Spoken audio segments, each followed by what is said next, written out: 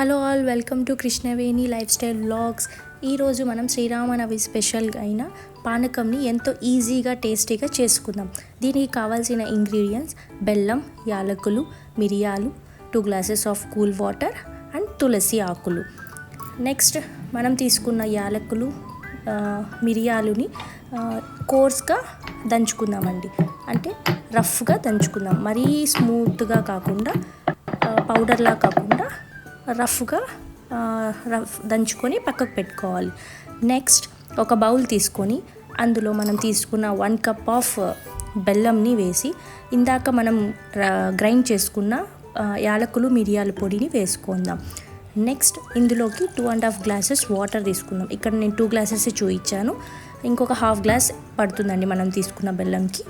2.5 glasses add చేసాం.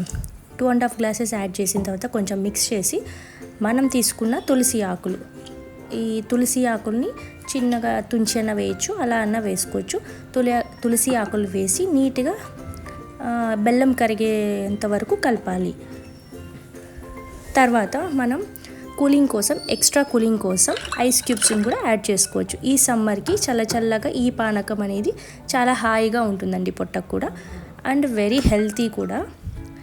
అంతే అండి, ఎంతో హెల్తీ అండ్ టేస్టీ అయిన మన పానకం అనేది రెడీ అయిపోయింది. దీంట్లో కావాలంటే మనం సబ్జా గింజలు కూడా ఎక్స్ట్రా యాడ్ చేసుకోవచ్చు. ఇది టేస్ట్ని ఇంకా ఎన్హాన్స్ చేస్తుంది, హెల్త్కి కూడా చాలా మంచిది.